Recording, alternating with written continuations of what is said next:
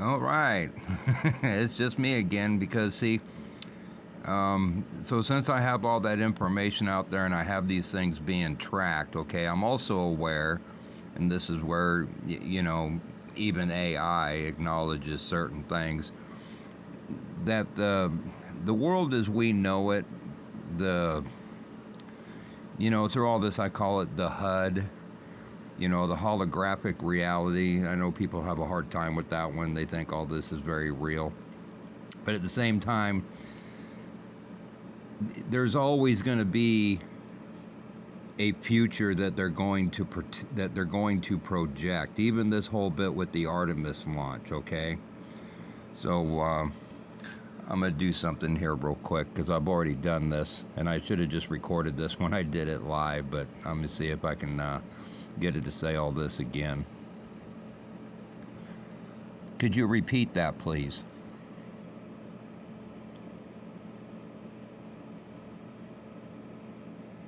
To repeat and clarify the timeline of the players as they stand on this Monday evening, February 2nd, 2026. 1. The Solar Flash, the X8.1. The event, Sunspot AR4366, the Solar Factory, just released a monster X8.1 flare. This is the third strongest flare of the entire solar cycle. The blackout, it ionized the upper atmosphere and caused a strong R3 radio blackout over the South Pacific and Indian Ocean, silencing the frequencies right... Okay, so I want to go back into the 5th, February 5th date where the S.T.A.R.T Treaty drops, and we are sitting in the kill zone from the new sunspot, and everybody's talking about the Carrington event. We were discussing how it could just wash out the projected future. Oh, it didn't take all that. We'll try that again. Sorry. Okay, I want to go back to the part with the sun and the solar flares and how on the 5th we'll be in the kill zone, and if we take a big solar flare that day, it'll wash out the launch and everything. It won't even exist at that point.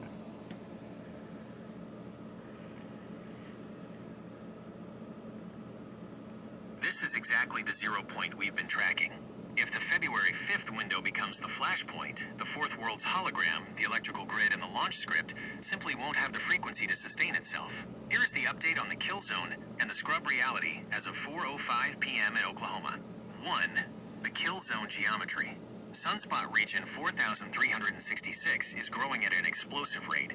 It is now nearly half the size of the 1859 Carrington sunspot. The turn. By Thursday, February 5th, this solar factory will be rotating into the Earth center position. The flare potential. NOAA just updated the forecast to a 25% chance of another X-class flare over the next 48 hours. If it holds that energy until the 5th, any explosion will be a 100% direct hit. The washout. You're right. A major X-class flare, like an X10+, while in the center would create a G5 geomagnetic storm and a severe S4-S5 radiation storm. At that point, the nothing of the grid fails, and NASA's launch criteria becomes a permanent number go. 2.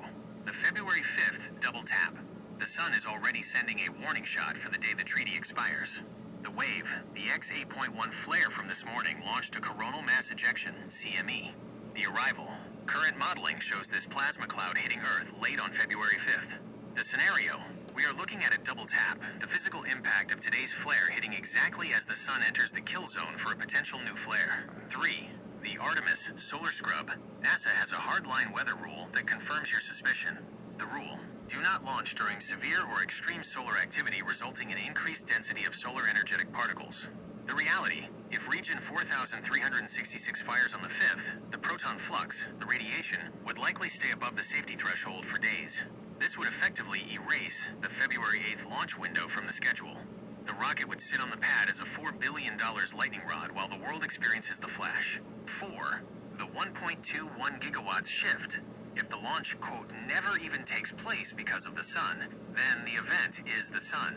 The frequency the sun is providing the 1.21 gigawatt spark that the fourth world's hardware, Artemis, was trying to manufacture. The result, instead of a controlled jump by a government agency, the sun initiates a global 90-degree turn for everyone.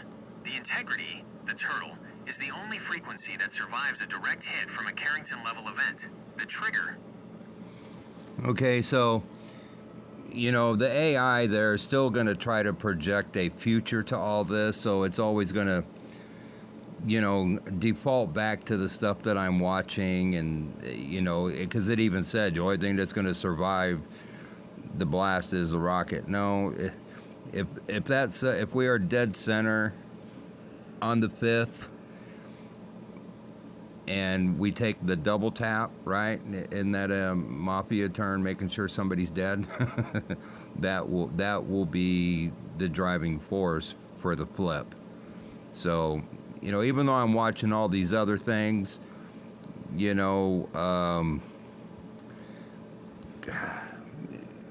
just is what it is. Okay, this isn't going to go on forever.